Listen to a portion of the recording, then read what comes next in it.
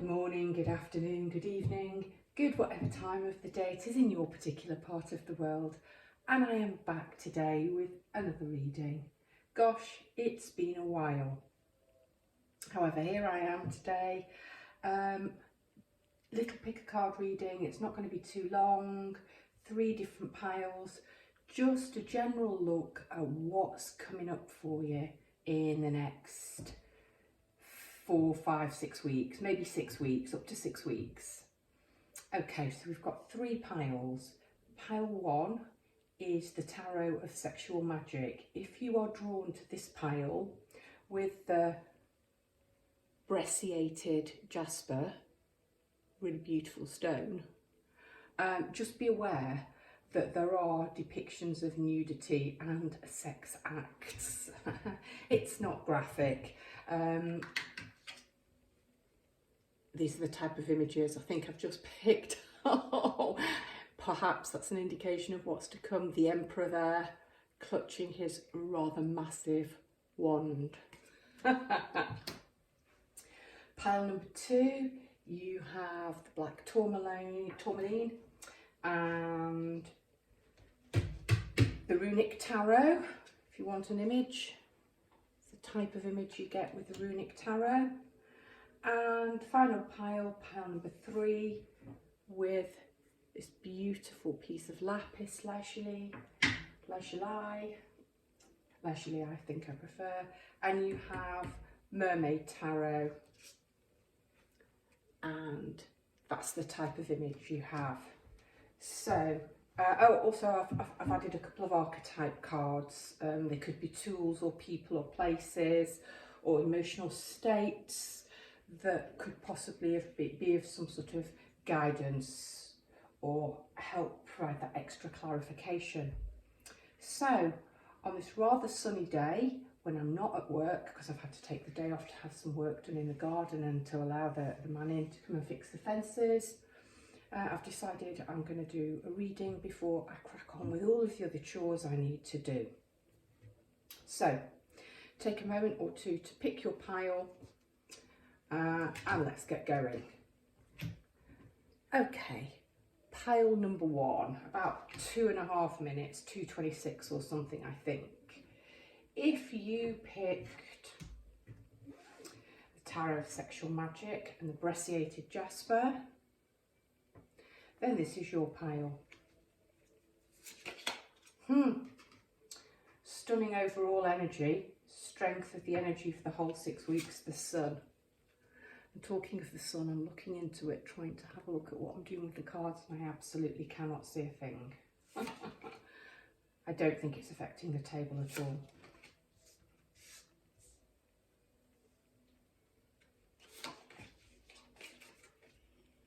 Okay, don't think I need to turn those over yet. One more go to see if I can see into the camera. I think you can see everything. I'm going to hold them up to the camera anyway. So let's start off with the sun. Now in this deck, every card has its own name and particular magic. So this card is entitled Fusion, and it's called Fascination. And the sun is the happiest card in the deck. We have these 2 lovers who are completely absorbed in each other, naked in the garden, under a bright, full sun, completely absorbed in one another. We have a basket of ripe fruit, abundance and plenty at their feet.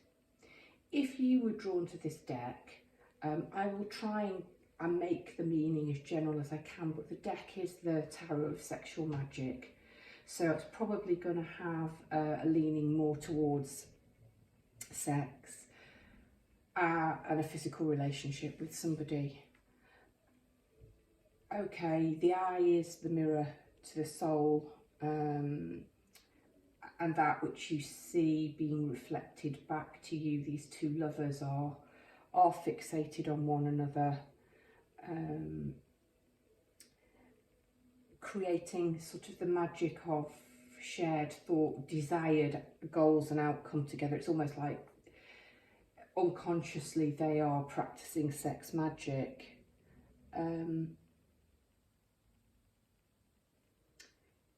Yeah, it is the idea of projecting and reflecting.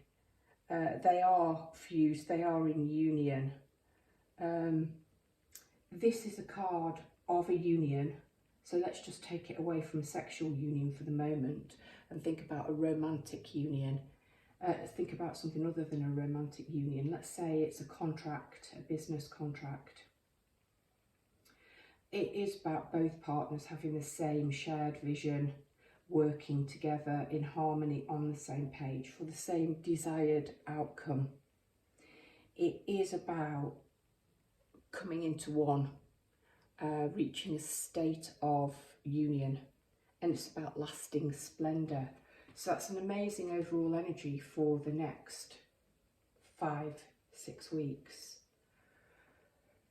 After that, we really do have quite a mixed bag.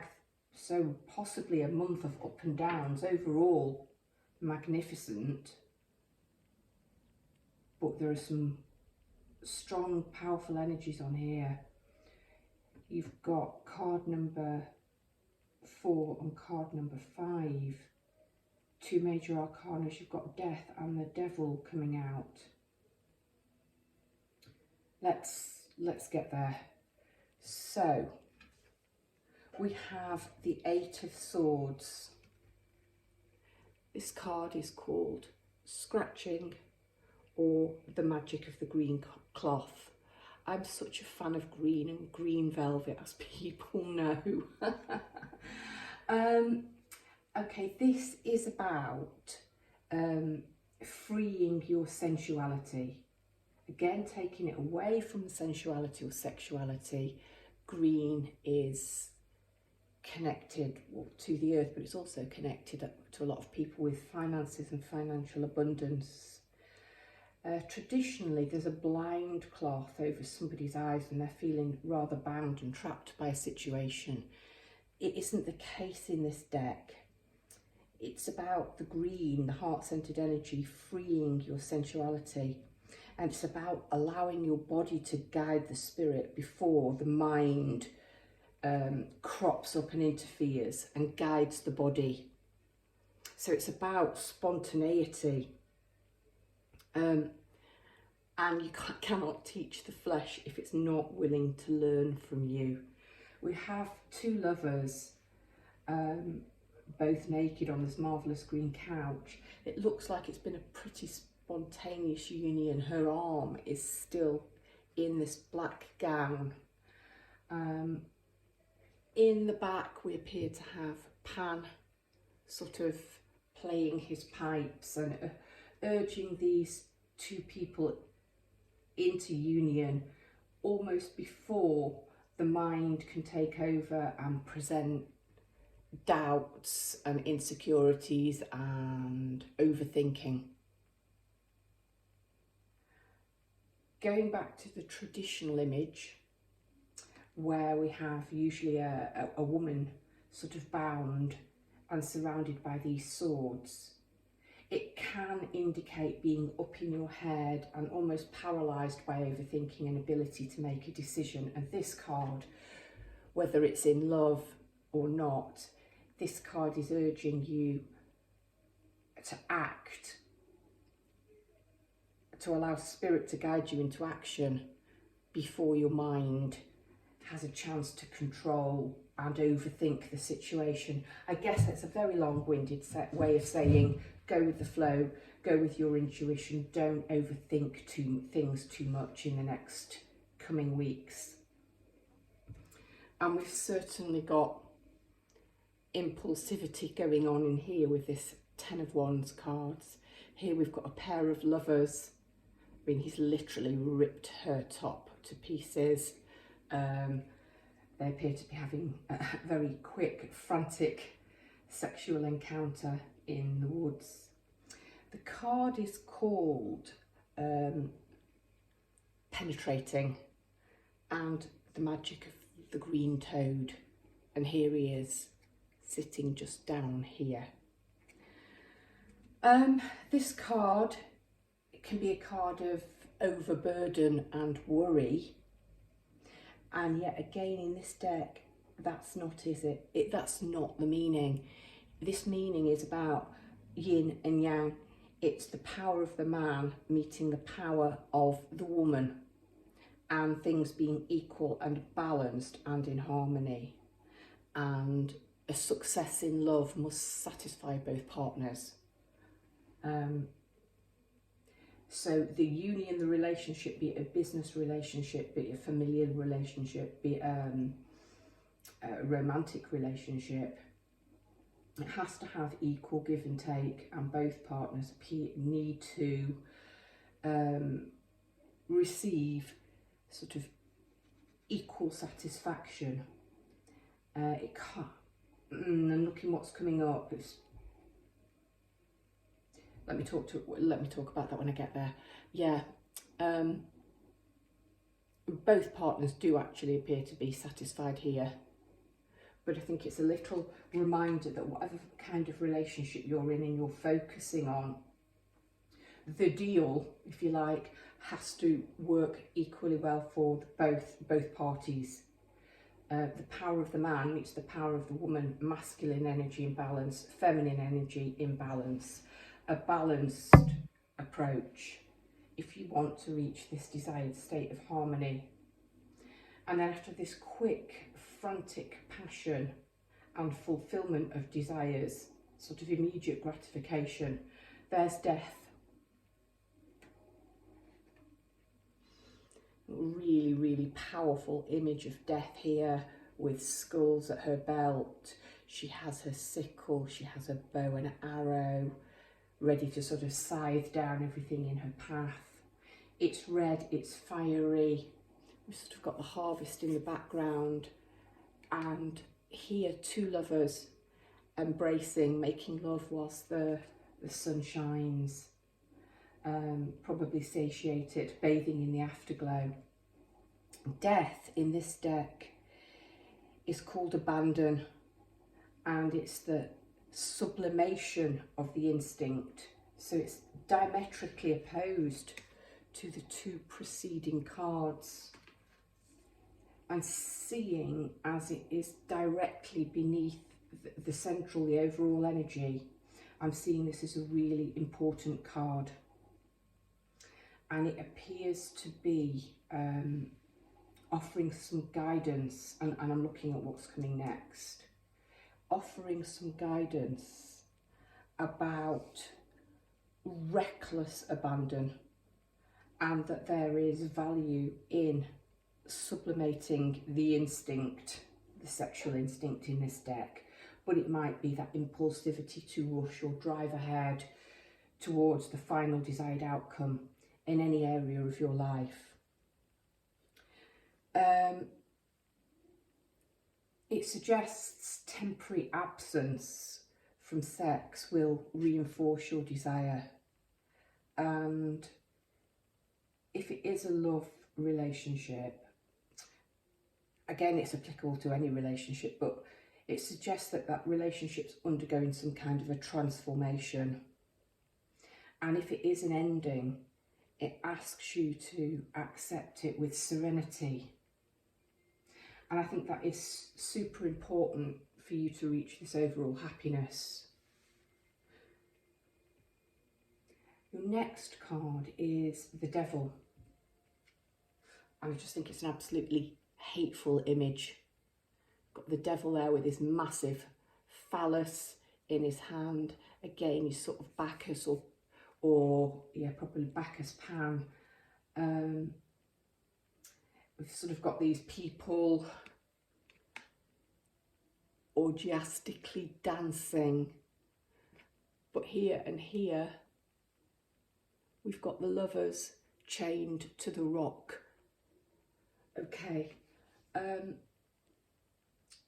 In a traditional deck of tarot cards, the lovers is a card of choice, and they're often presented as Adam and Eve, and they're naked, and above we have the Angel of Temperance blessing their union. The Devil card is surprisingly similar, except it's the devil who is chaining these two lovers together and binding them in an unpleasant or slightly obsessive way. And I think this is, particularly following death, this is a warning. So in this deck, the card is called Magnetism, and it's the magic of the liberating orgy. So it suggests that Eros, erotic love, is this sort of grandiose, imposing, all-encompassing force. But when deviated or twisted or allowed to stray, it can become dangerous. It's a card indicating deception, betrayal, or even blackmail. So be very careful if you're entering very suddenly into a new love relationship about what you choose to engage in, until you really know this person and there's a complete confidence and trust there. And this final card, I think, brings it all back into balance. It's the Two of Swords. Again, the Eight of Swords, we've got blindfold and a maiden being bound. The same here. And she's a little bit more like a warrior in a state of watchful readiness. I think this card, which is called Inviting and the Magic of the Black Chicken, here we see a woman. She's halfway to being seduced. She's kicked a shoe off. She appears to be sort of rubbing it quite seductively up his leg. He appears to be, from the expression on his face, looking like he's been successful in his wooing techniques. That was a mixture there. And here's the black chicken. Who knows why it's the magic of the black chicken? I have no idea. But this, I think, links back up here and completes this cycle beautifully, because it suggests that empathy and understanding and trust are born of promising the right things and of keeping one's own promises. So be careful what you promise. Be careful about what is promised to you. Does it sit well with your morals? Use your gut judgment. Does it ring true? Is somebody coming in, love bombing, promising all the things that you want to hear but not delivering? I think you want the sun, that's the desired outcome, this union, this fusion, this fascination. By all means, surrender to desire, give in to impulsivity, but do not allow it to dominate and overcome you. And abstinence, taking a break, allowing time to sort of miss one another, is the key towards building this lasting union. Allow time sort of for wooing and romance, and the promise, the chase, the build-up. Okay, let's have a look what we've got. Oh, beautiful. Okay, agape, pure. Oh, we've got all these candles. I mean, how perfect. All the light, the candles and the shining star. Agape love is pure. It's not just erotic love.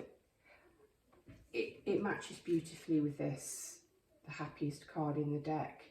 It's the outcome of that really long-lasting sort of committed love that's not just about sex and bodily pleasures and living in the moment. It's not just eros. Look at the idea of the link and the chain, and it's not a web at all. Like this, it's almost like a Chinese lantern. You know, you can collapse collapse and then open them and expand. You know, allow time for this to grow properly, rather than rushing headlong in and jumping very quickly into a relationship without knowing. And this again, let's try and broaden it into a business relationship, a friendship, a job. Before rushing totally impetuously in, you know, ask yourself those questions. Swords do rule the mind, and they begin and they end here. Don't get up in your head and don't overthink. But don't lose your mind completely and throw everything out of the window. There are no cups on this table. We've got passion for sure. We've got fast moving energy for sure. We've got 2 powerful major arcanas, 3 actually, with the sun. But if you want the sun, be prepared to allow the harvest to ripen. Yeah. And your other archetypal card is the offering. She has a hand, it appears to be full of seed or grain. And she's making a prayer, she's making an offering. He's making an offering here. It's being done under the moon at night, but we have all of this beautiful colour around it. The hand also looks like it could be out to receive, and that's what I'm getting. You know, offer, give, but make sure that you are receiving. Remember, the power of the man meets the power of the woman. Don't be an overgiver, don't be an overtaker. Balance if you want to be in this for the long run, and at the end of the sort of 6 weeks, but who knows, because that was my intention. But if you want your final outcome to be the sun, to be this fusion, to be this fascination, then be prepared to give and to receive, to offer and to take, and to allow things to ripen a little. Okay, pile number 1. That was your reading. I really hope it resonated and that you enjoyed it. If you did and you're not already, I hope you consider subscribing. It is free. All you need to do is click subscribe and then the little icon bell, and you'll be notified every time I upload. If you are subscribed, please leave me a comment. I love reading them and I love knowing how the readings resonated. Or give me a like, a thumbs up. Okay, brightest blessings to you. Phew, it's getting quite hot sat here. Okay, pile number 2. We're about 23:15, something like that. If you chose the black tourmaline and the Nordic tarot, no, the runic tarot, then this is your reading. We've got the 7 of Pentacles, the Hanged Man, the Emperor, wow, the Ace of Wands, the High Priestess, and the Queen of Pentacles. Gosh, this is going to be quite a big, powerful, energetic time for you. Pile number 2. Leave those there. Okay, let's talk about your overall energy for the next 6 or so weeks. You have the 7 of Pentacles, often called the Gardener's card. It's perfect for this time of year, actually. It's about, you've done the hard work, it's time to rest on your spade. You can see your harvest ripening, you can see the fruits of your labour taking shape. This is slightly different. We've got this Viking. He looks wealthy. He's wearing the signs of wealth here on his arms and his magnificent fur coat. He's not resting on his spade, he's resting on his sword. He's got these 7 magnificent shields in the background. And they're all different. They all have different designs, they all have different colours. he's a craftsman, he's made all of those, and he's now ready to take them to market and offer his skills.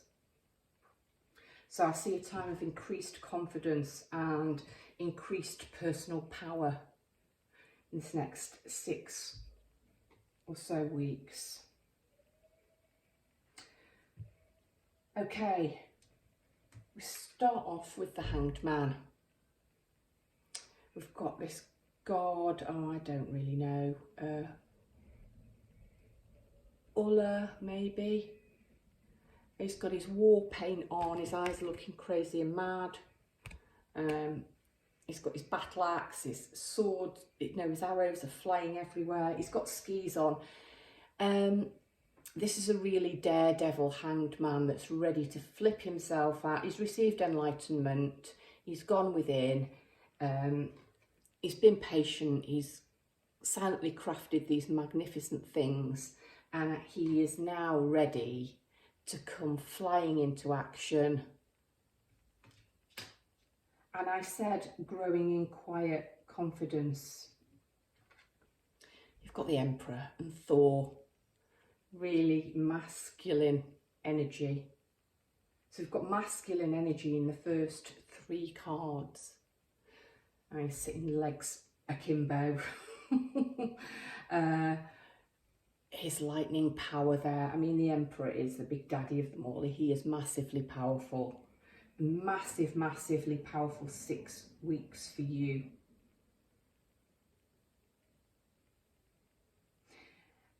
Directly under, having been patient and made your crafts,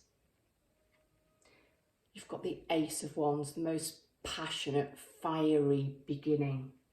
I mean, you are ready, really ready to get going.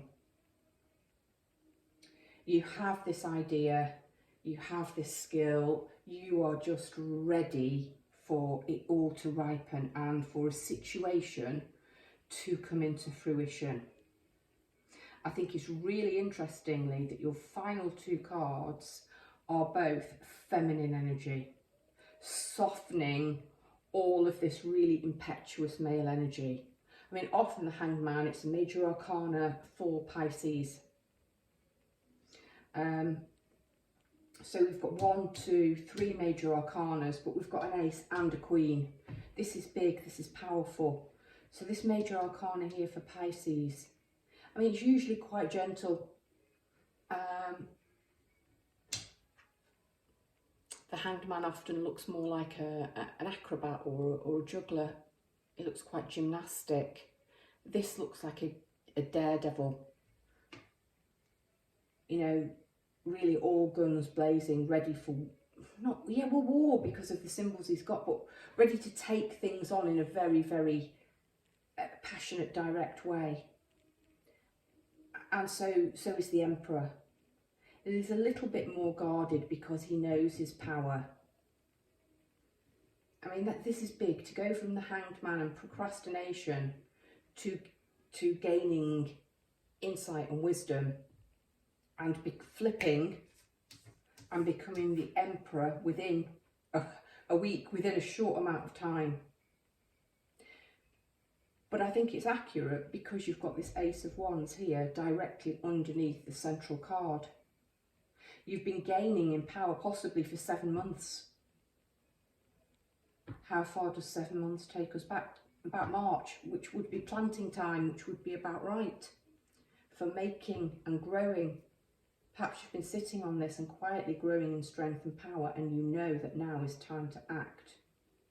However, the High Priestess, feminine card, again, often linked to Pisceans. Can you see the lit fire with the offerings and the unlit one? It's almost like the black and white pillar. And the High Priestess is a seeker, and she uses more secret arcane knowledge. To put it bluntly, he lets it all hang out and has it on display. She guards her secrets behind the veil. So please temper all of this fire and passion and play your cards in some respects close to your chest, because there are elements of the unknown which need to unravel here. The High Priestess works in the shadows. She works under the moon. It's quite interesting looking back at the Hanged Man card that we have the moon here. We have the lightning and a cloudy, dark sky here. The sky is dark underneath all of this fire. Needs tempering. And if you can do this, then here's your outcome, the Queen of Pentacles. You know, Pentacles are abundance. The Queen of Pentacles is all about fertility. It's all about ripening. And here she is on her throne. She's wearing green and purple. She's surrounded by oranges and grapes. She is, well, I think she's a really strong visual representation of somebody who has reaped her harvest. I think if you can find a way of harnessing all of this drive and power that you're going to feel in the next 2 to 3 weeks, and working with the energy of that power, but reining it back slowly, controlling it, not letting it control you, not letting it become out of control and some sort of mad helter-skelter, and not allowing it to burn too fast and too brightly. Whatever you've been working on for this past 7 months, you know, you've got this rune, go straight ahead, onwards, upwards, forwards. I think you're pretty much guaranteed success. I'm seeing this.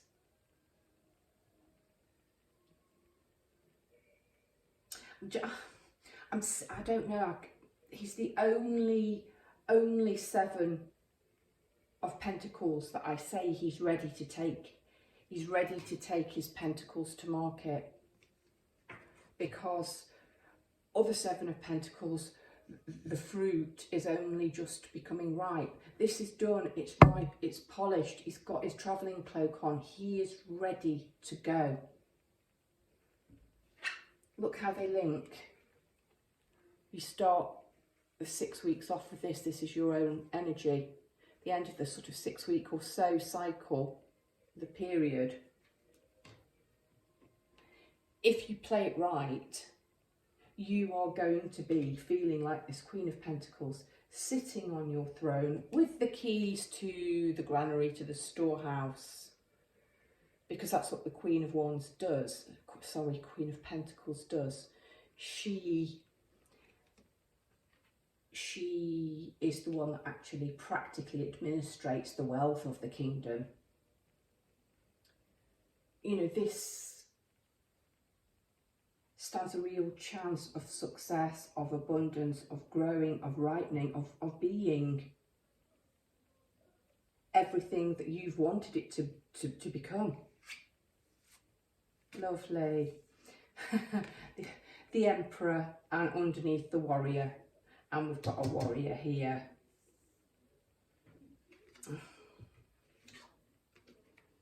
You might be an Aries, actually. I talked about Pisces twice, but you've got this ram's head here.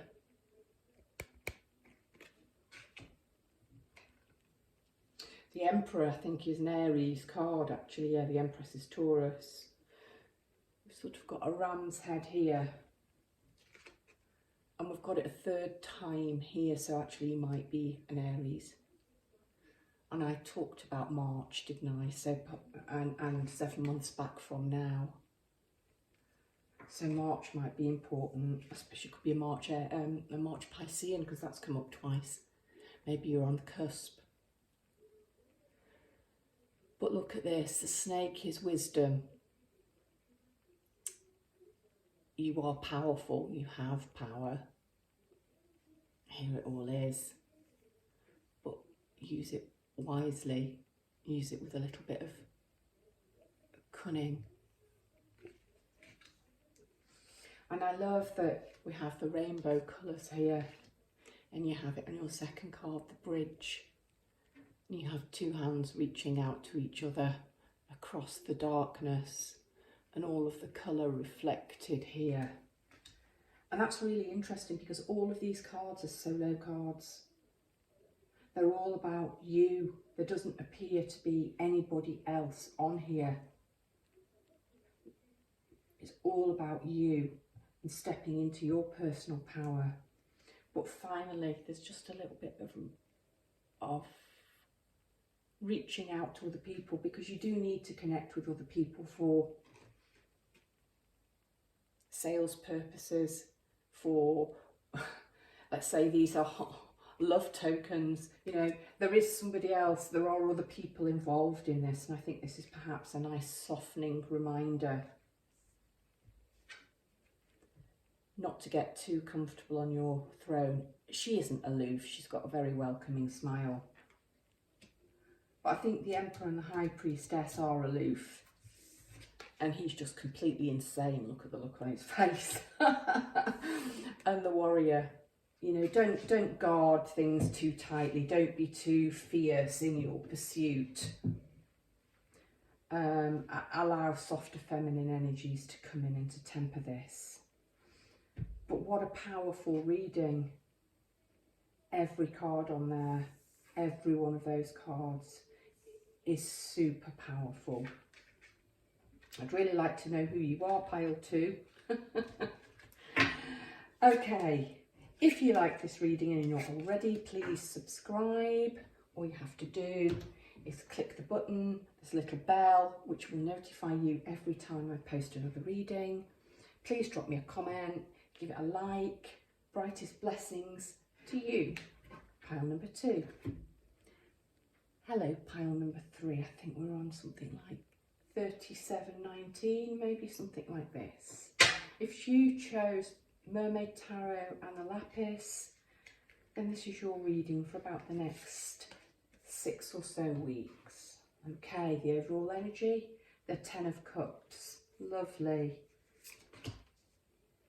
And here we are, Ace of Swords, Page of Swords, Chariot in the middle, 4 of Wands, 7 of Pentacles. Really interesting, the 7 of Pentacles came out as the overall energy for the previous pile. I don't think this is the same kind of reading at all, but it's very different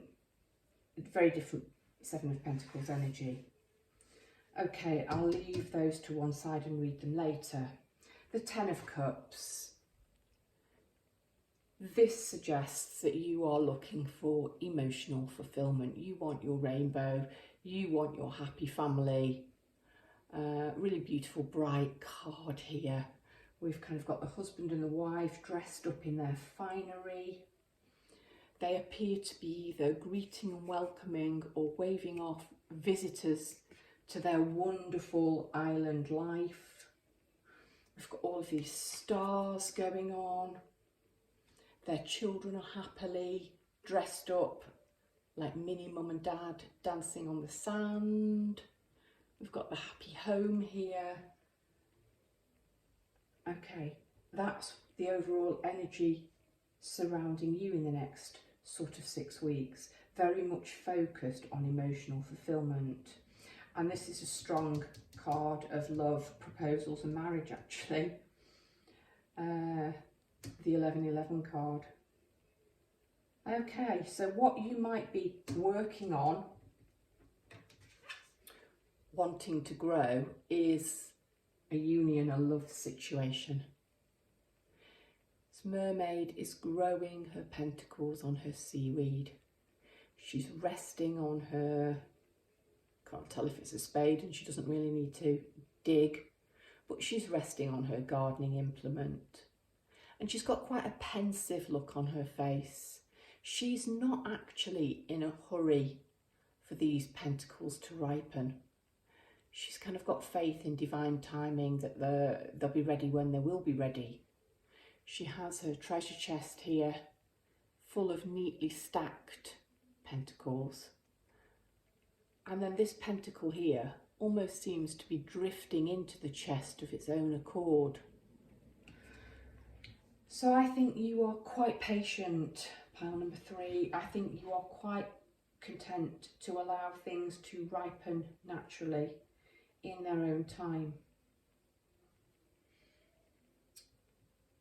It could very well be that what you are waiting to ripen is a love situation. You want to go from the 7 to the 10.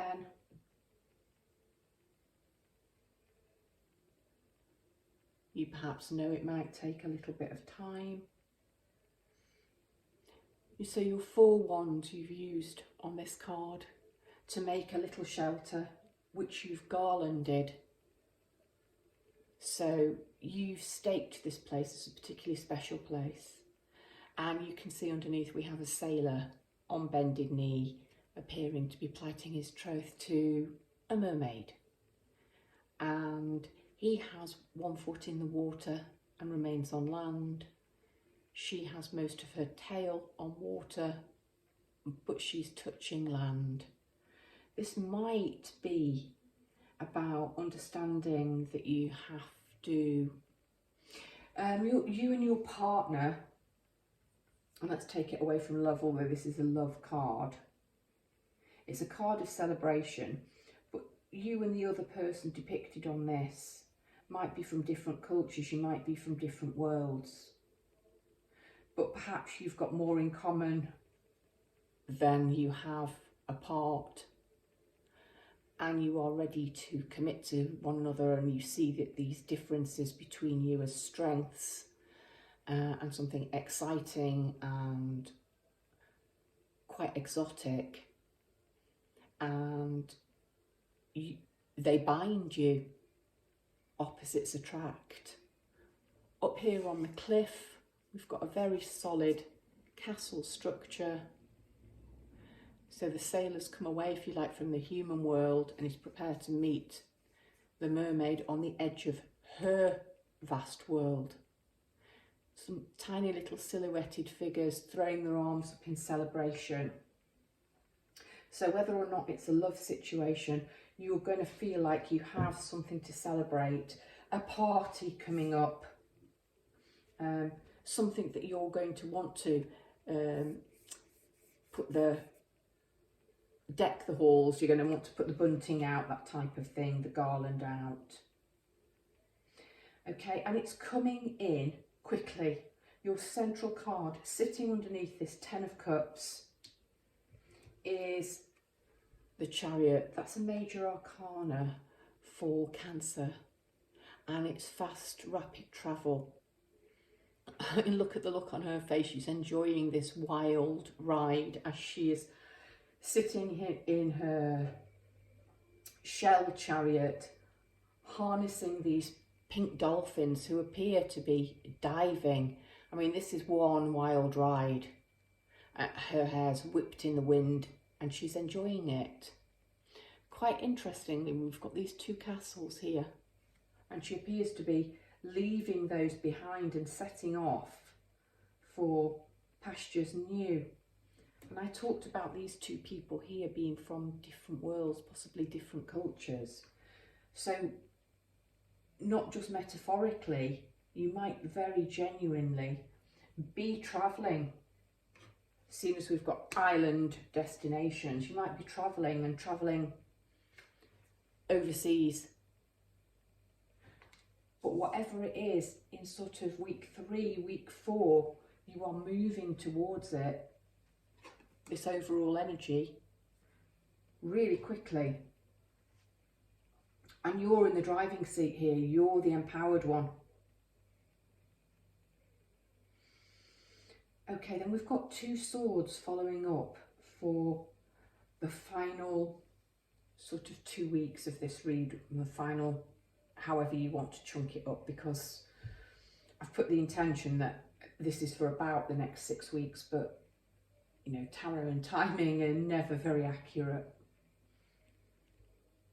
what is accurate is the speed of this, and also the Page of Swords. Pages are messengers, and the Page of Swords is linked to air energy. It's linked to Mercury, fast, rapid communications.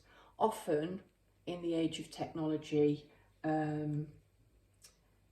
emails, messages coming in via the internet, things again happening at speed, communication happening at speed.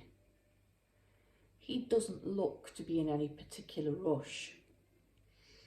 I mean, the swords poked a hole through the clouds, so possibly enlightenment or clarity coming in very quickly. He's dressed up. He almost looks like a pretty pantomime leading boy. He's stepping confidently out into the world. He is travelling. There is fresh green growth. He's setting off on an adventure.